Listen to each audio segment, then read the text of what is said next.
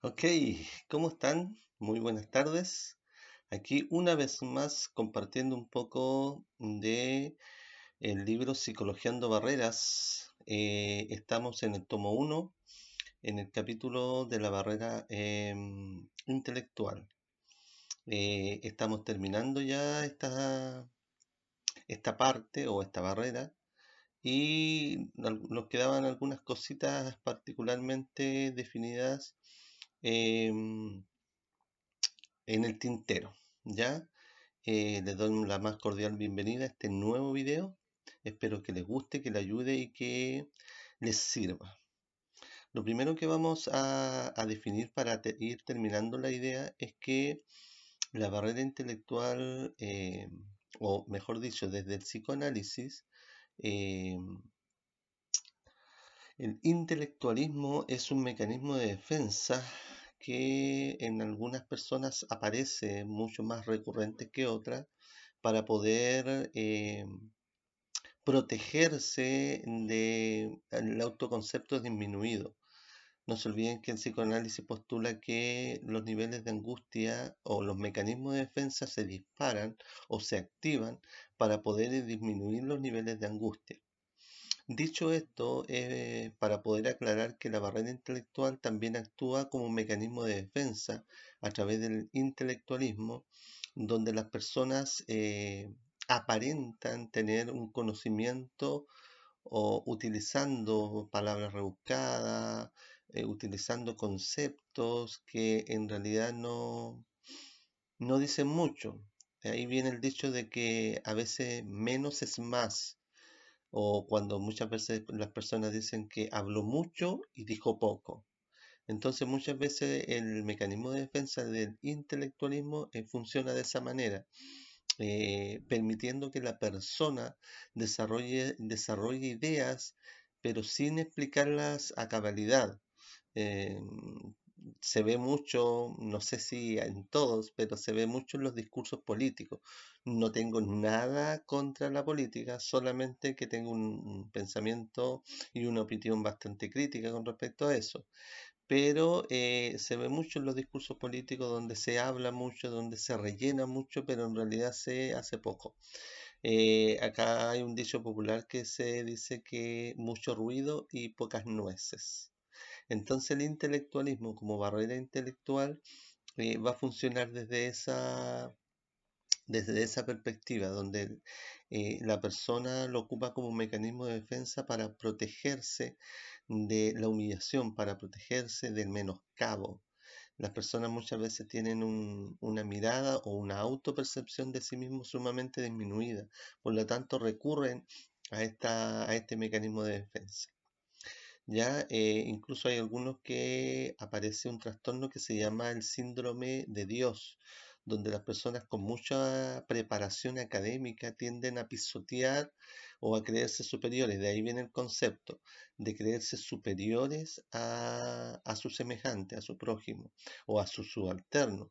Esto se da mucho en las personas que se enfrentan a, a otras personas con un rango menor, ya sea rango, por ejemplo, el tema de los carabineros, se ve mucho cuando los oficiales, ya sea un teniente, un capitán, eh, tienen don de mando y ocupa ese don de mando para pisotear y humillar a sus subalternos. No estoy diciendo que todos lo hacen, solamente estoy haciendo referencia a un ejemplo de aquello.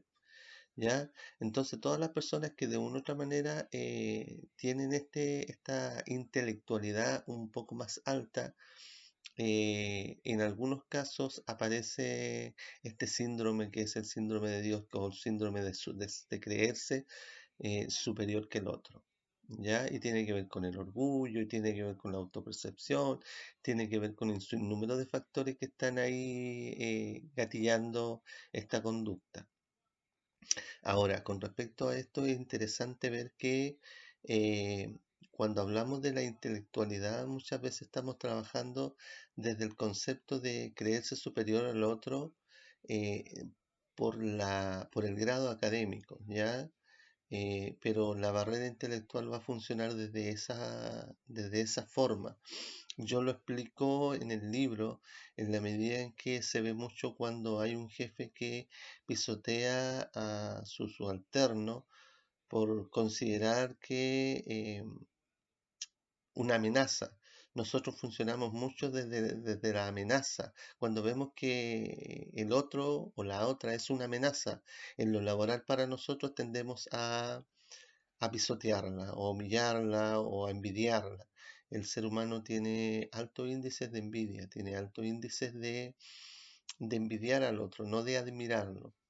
Aunque eso también tiene un poco de ambivalencia y de incoherencia cuando uno estudia el comportamiento humano, porque el ser humano en sí tiene una capacidad aberrante o abismante, si se puede decir, para endiosar personas, pero también para crucificar personas. Por lo tanto, van a haber situaciones donde van a tomar a un personaje, generalmente esto se ve en los personajes públicos, para endiosarlo y casi beatificarlo, o sea, decir que es un santo. Yo tiendo a reírme un poco de, o hacer una crítica en ese sentido con respecto al periodismo, porque cada vez que muere alguien, no sé por qué causa, justamente esa persona es casi un santo, es un buen trabajador, es un buen papá, es un buen hijo, pero casi un Jesús, casi un Mesías. Entonces me da mucha risa porque cuando mueren todas las personas son buenas y no necesariamente.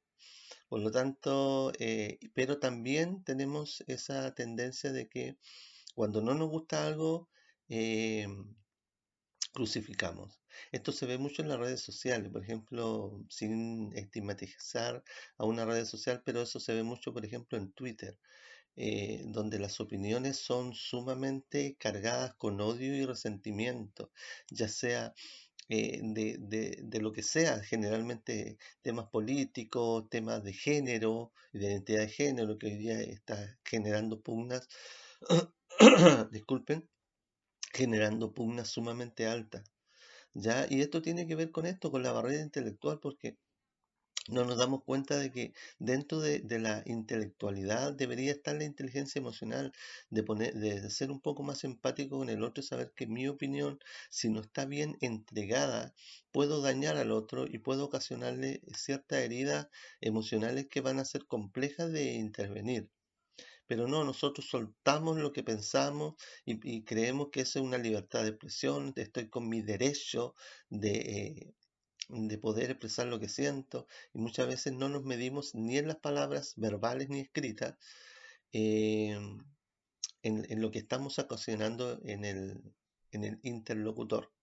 Esto lo voy a trabajar en algún momento, quizás en un próximo libro, en la barrera de la comunicación.